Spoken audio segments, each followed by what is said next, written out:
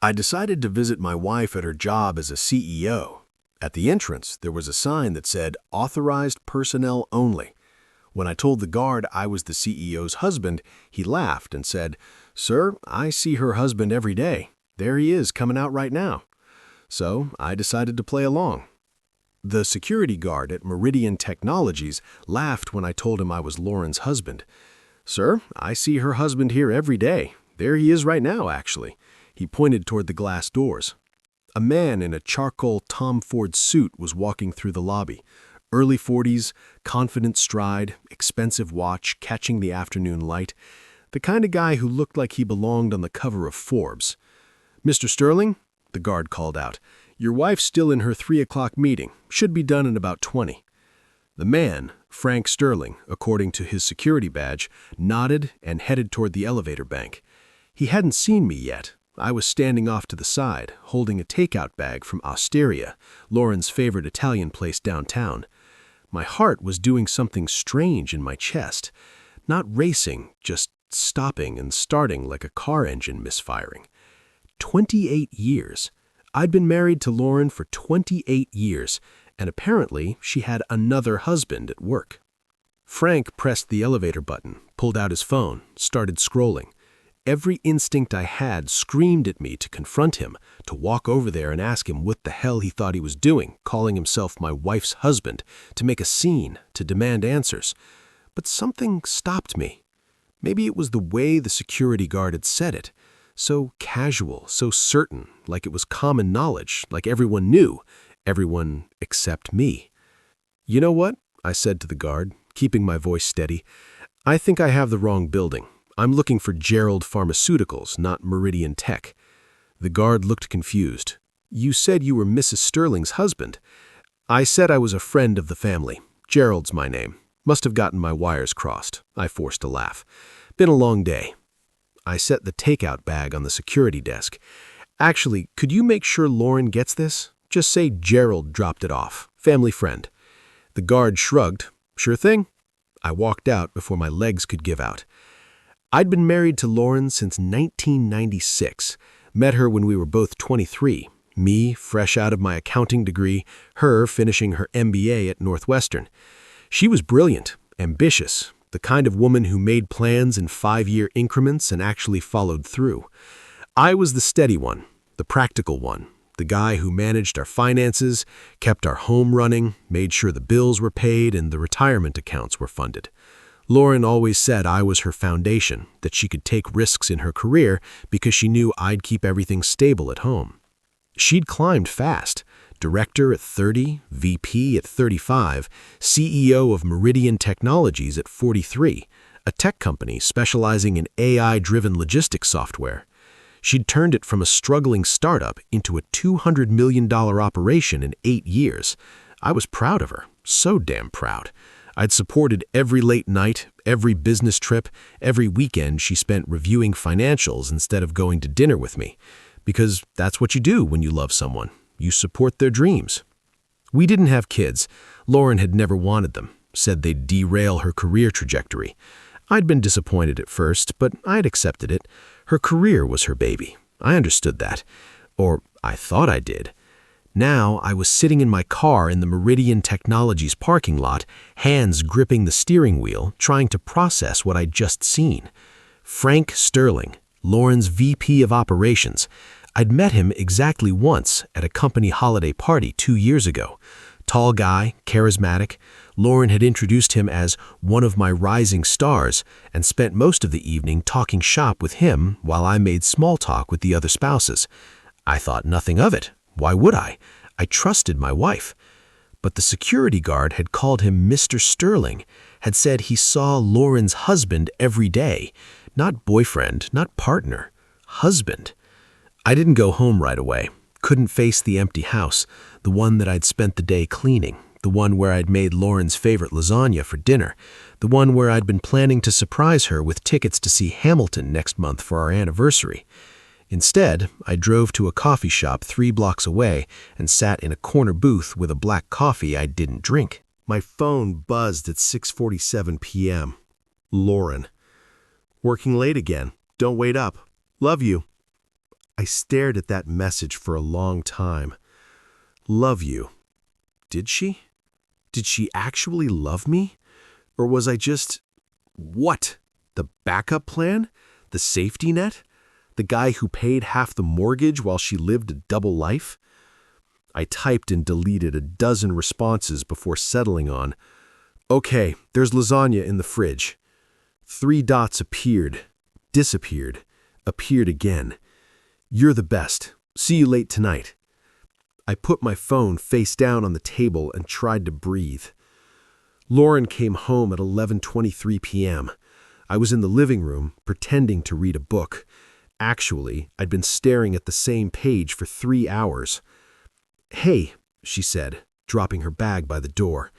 She looked tired, hair slightly mussed, lipstick faded. "How was your day?"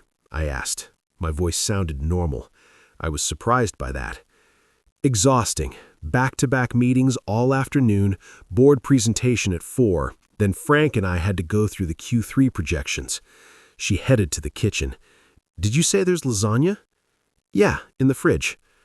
I listened to her move around the kitchen, the microwave humming, the refrigerator opening and closing, the familiar sounds of my wife existing in our home.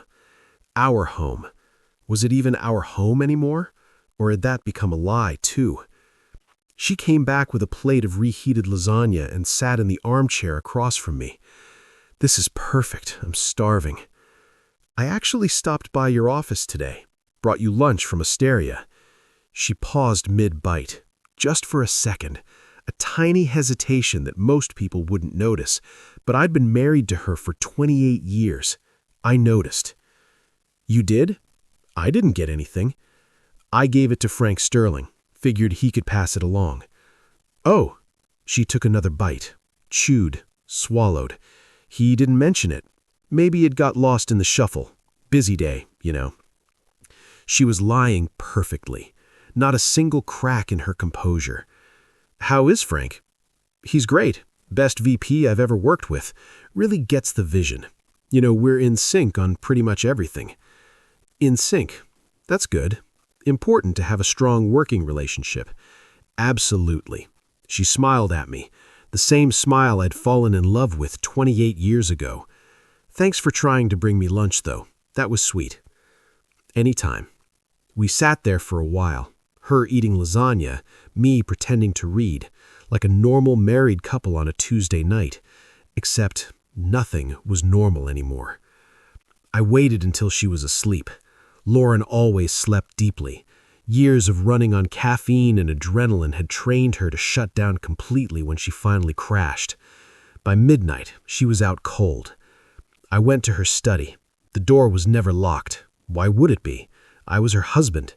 She trusted me. Her laptop was on the desk, closed but not locked. I knew her password, had known it for years. It was our wedding date. I opened the laptop, my hands shaking slightly, feeling like a criminal in my own home. Her email was already open. Thousands of messages. I didn't know where to start, so I started with her calendar. The appointments looked normal at first glance. Meetings, board calls, conferences. But then I started noticing patterns. Dinner with F, 7 p.m. at Il Posto. That was 2 weeks ago.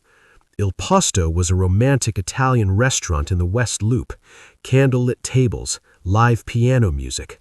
Not a place you take your VP for a business dinner. Weekend retreat, Grand Geneva, scheduled for last month. I scrolled to the resort's website. $450 a night for the suites. Lauren had told me it was a women's leadership conference. I pulled up her credit card statements, found the charge for Grand Geneva. 2 rooms, both on the corporate card. No, wait. 1 room. The other charge was canceled. 1 room, 2 people. My stomach dropped.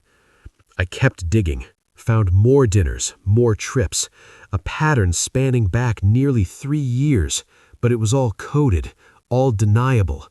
Business dinners, corporate retreats, team-building exercises, except Frank's name appeared on every single one.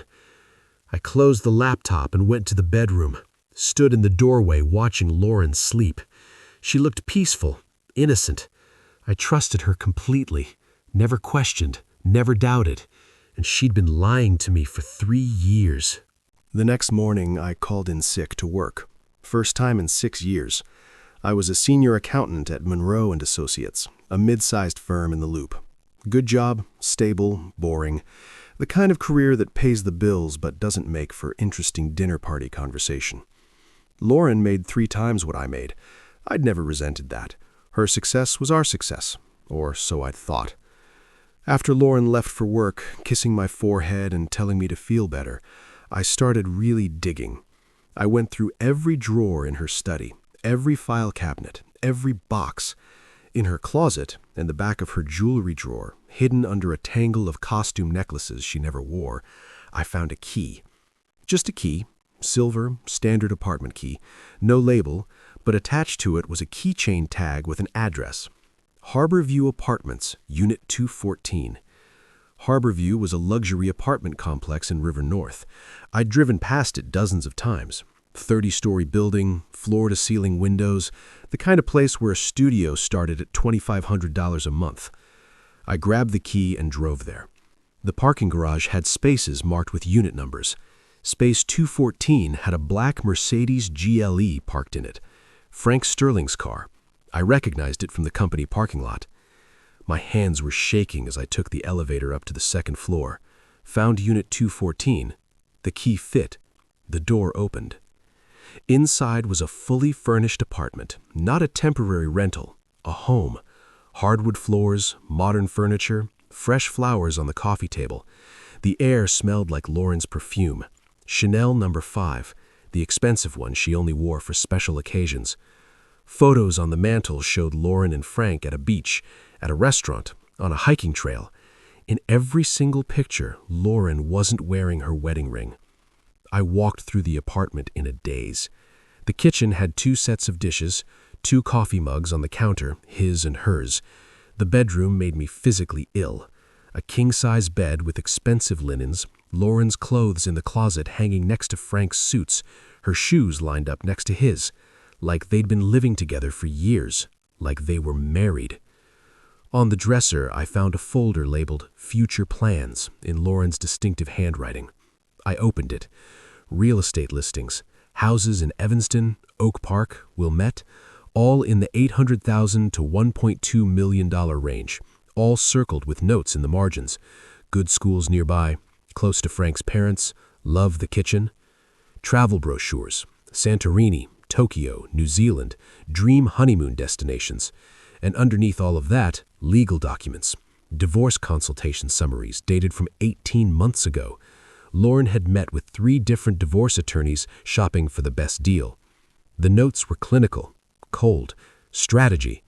Frame as irreconcilable differences. Cite Gerald's lack of ambition and emotional distance. Document instances of his failure to support my career growth. Instances. She'd been building a case against me. There were pages of examples. Times I'd supposedly undermined her by asking her to skip work events. Times I'd been emotionally unavailable by not wanting to discuss corporate politics at dinner. Times I'd shown lack of ambition by being content with my accounting job.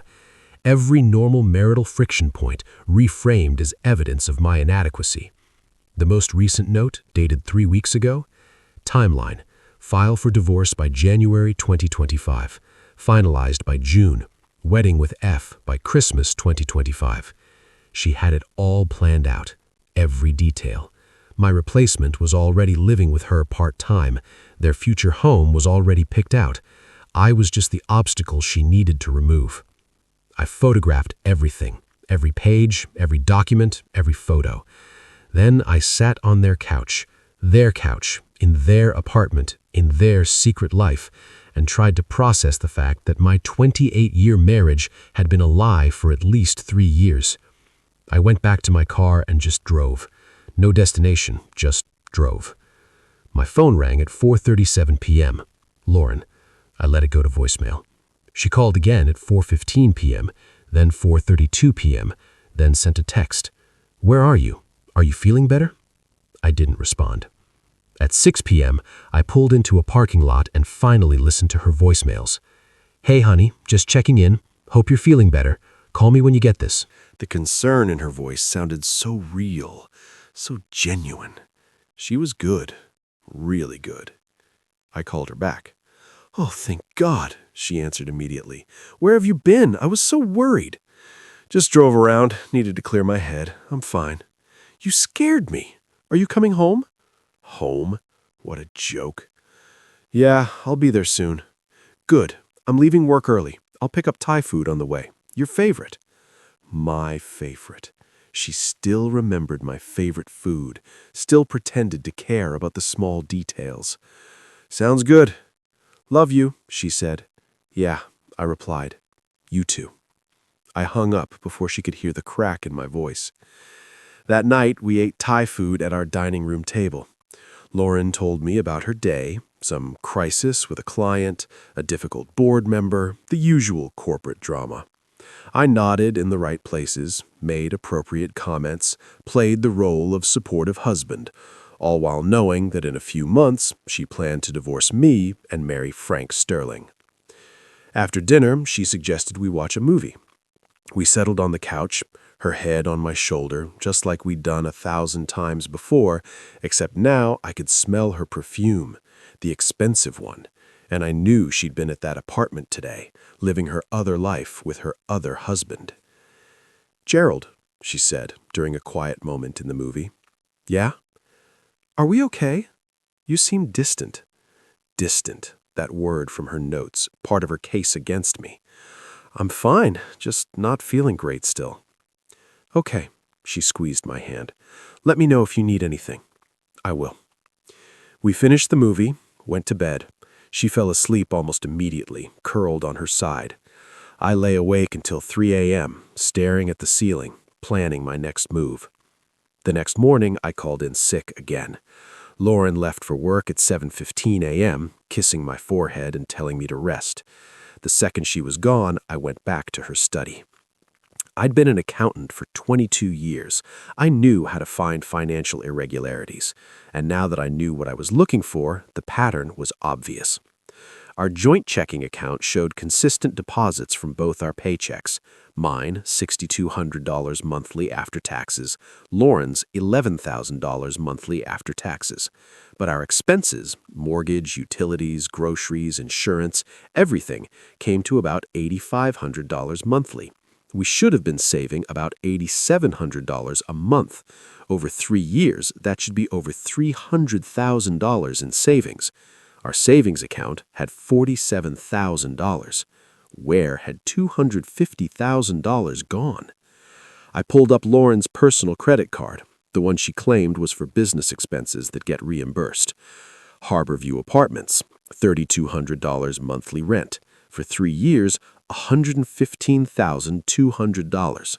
Furniture, $24,000 in purchases from West Elm, Pottery Barn, Crate and Barrel.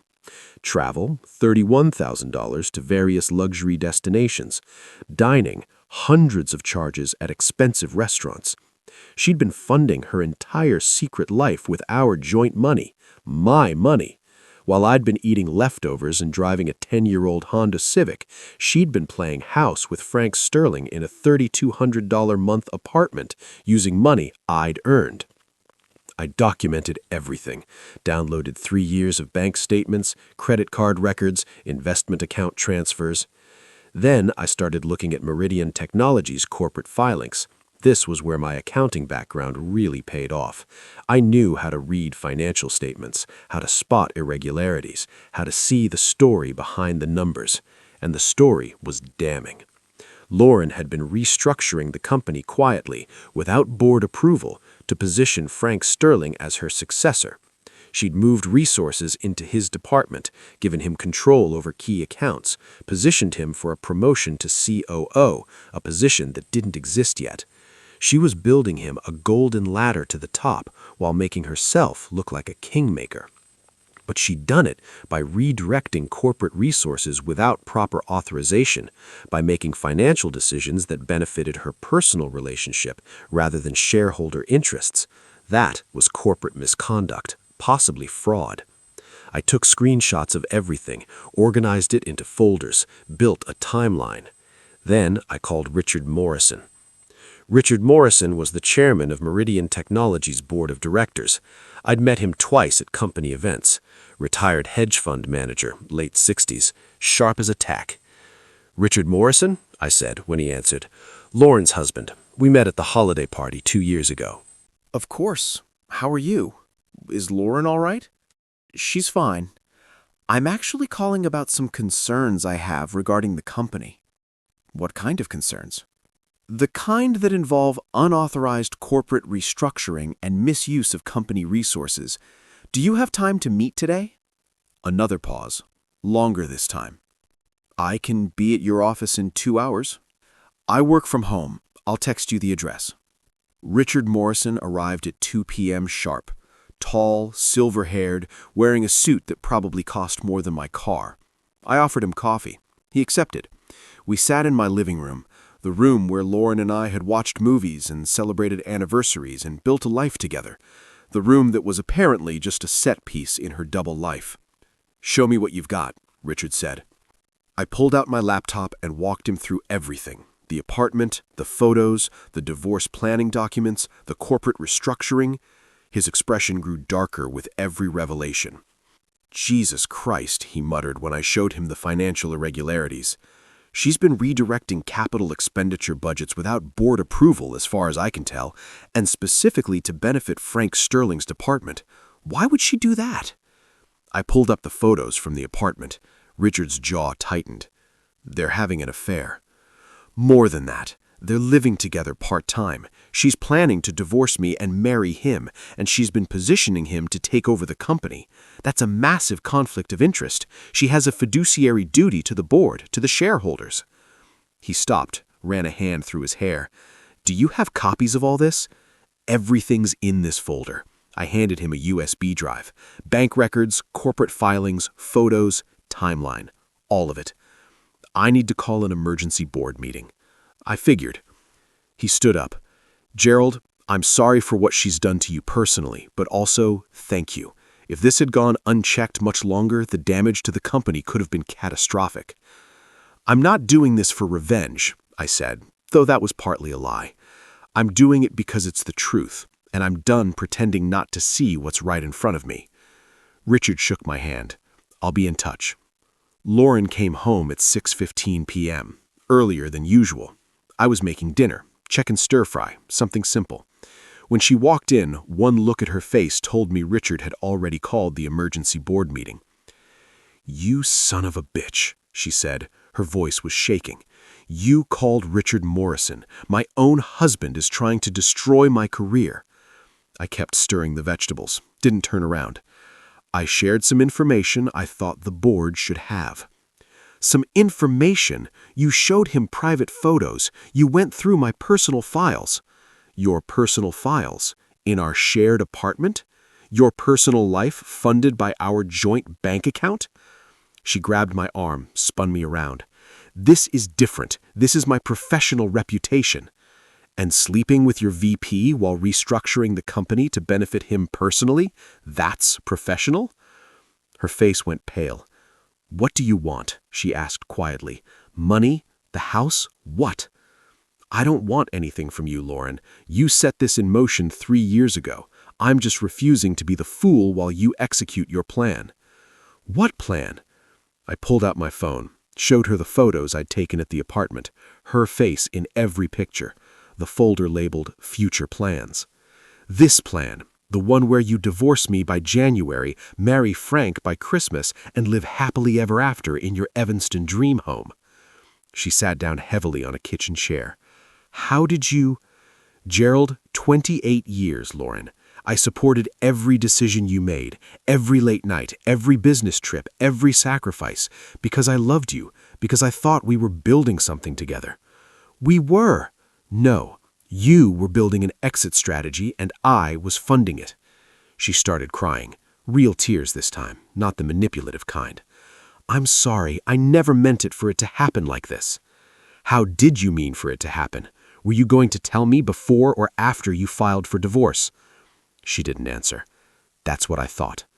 I turned off the stove, grabbed my keys. "Where are you going?" she asked. "Hotel. I'll have divorce papers drawn up by Monday. Wait! There's nothing left to say, Lauren. You made your choice years ago. I'm just catching up. I filed for divorce that Monday, hired Jennifer Kowalski, a family law attorney with 23 years of experience.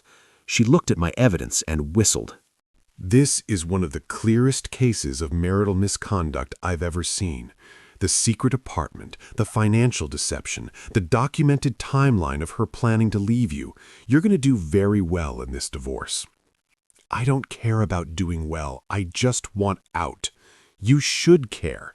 She used marital funds to support an affair. That's financial infidelity. Illinois law takes that seriously. The board meeting happened that same afternoon. I wasn't there, but Richard called me at 5:47 p.m. Frank Sterling has been terminated effective immediately. Lauren's on administrative probation. Her authority is severely restricted pending a full investigation and the restructuring being reversed. We've hired a forensic accountant to do a complete audit. If we find she violated fiduciary duty or committed fraud, she could face criminal charges, not just termination. Jesus! She built this house of cards, Gerald. You just knocked it down. Lauren called me that night. I was in a Marriott near O'Hare, eating takeout Chinese and watching ESPN. "You've destroyed everything," she said. She was crying. "Frank lost his job. The board is investigating me. My career is over. How could you do this?" How could I? My voice was ice. You spent 3 years planning my replacement. You stole $250,000 from our joint account to fund your affair. You committed corporate fraud to benefit your lover. And you're asking how I could do this? I was going to tell you when. After you filed for divorce? After you married Frank by Christmas like you planned? Silence. You knew about that. I know everything, Lauren. The apartment, the lawyers, the timeline, the real estate listings. All of it. Please, her voice broke. We can fix this. I'll end things with Frank. We can go to counseling. I'll do anything. Frank already lost his job because of you, and now you want to abandon him too. At least be consistent in who you betray. That's not fair. Fair? I laughed. It sounded bitter even to me. You want to talk about fair? You spent 28 years building my trust just so you could execute the perfect betrayal. You documented every small argument as evidence against me. You built a legal case while I was cooking dinner and doing laundry and supporting your career. I loved you. No, you loved what I provided. Stability, financial security, a foundation you could stand on while you built your empire. And the second you found someone who fit your life better, you started planning to trade me in. It wasn't like that. It was exactly like that. And you know what the worst part is? You were going to make me the villain. All those notes about my lack of ambition, my emotional distance, my failure to support your career, you were going to divorce me and make it my fault. She was sobbing now. Please, Gerald, 28 years, that has to mean something. It did, past tense. You killed it when you got the key to apartment 214. I hung up. She tried calling back 6 times. I blocked her number. The divorce took 4 months. Lauren fought it initially, but Jennifer was right. The evidence was overwhelming. I got the house. She got to keep her car and her damaged reputation. The board investigation concluded that Lauren had violated her fiduciary duty by restructuring the company to benefit her personal relationship. She was forced to resign in March 2025. No golden parachute, no generous severance, just gone. Frank Sterling filed a lawsuit against both Lauren and Meridian Tech, claiming wrongful termination. It was dismissed. Turns out having an affair with your CEO and benefiting from unauthorized corporate restructuring is actually a fireable offense. Last I heard, they broke up 3 months after everything collapsed. Frank blamed Lauren for ruining his career. Lauren blamed Frank for not being worth the sacrifice. Neither of them took any responsibility for their own choices. I sold the house in June. Too many memories, too many ghosts. Bought a condo in Lakeview. Smaller, simpler. Mine. Started dating again in August. Nothing serious, just testing the waters. Learning to trust again. It's slow going. My therapist, Dr. Sarah Chen, clinical psychologist with 18 years of experience, says that's normal. That betrayal trauma takes time to heal. That I shouldn't rush it. I'm not rushing anything anymore. One day at a time, one choice at a time, one truth at a time. I ran into Lauren once, about 8 months after the divorce finalized. She was at Whole Foods, looking at organic vegetables. She'd lost weight, looked tired. Our eyes met. She froze. I nodded, kept walking. She didn't follow me. Part of me wondered if I should feel sorry for her. She'd lost everything, her career, her relationship, her reputation. But then I remembered apartment 214, the folder labeled Future Plans, the cold, calculated notes about building a case against me, and I didn't feel sorry anymore. I just felt free. 2 years after everything exploded, I got a LinkedIn message from Frank Sterling. I know you have no reason to talk to me, but I wanted to apologize for everything. I knew she was married. I knew what we were doing was wrong. I told myself the marriage was already over, that we were in love, that it justified everything. It didn't. You deserved better. So did everyone at Meridian. I'm sorry. I stared at that message for a long time. Then I closed it without responding. Some apologies come too late to matter. Some betrayals don't get forgiveness. And sometimes the best response to someone who helped destroy your life is just silence. People ask me sometimes if I regret how I handled it, if I should have confronted Lauren privately, given her a chance to explain. The answer is no, because she'd had 3 years to explain, 3 years to tell the truth, 3 years to choose our marriage over her affair. She chose Frank, chose the apartment, chose the future she was building without me. I just made sure everyone else knew what she'd chosen. 3 years after the divorce, I'm sitting in my condo on a Saturday morning, drinking coffee and reading the news. My phone buzzes. A text from my girlfriend, Amy, someone I met at a bookstore who knows my whole history and chose me anyway. Brunch at 11. I'm thinking that French place you love. I smile and text back. Perfect. See you there. I put down my phone and look out the window at Lake Michigan. The water's gray today, choppy with wind. Behind me, my home is quiet, small, honest. No secret apartments, no hidden lives, no carefully constructed lies. Just truth. Simple, painful, free. And you know what? That's enough.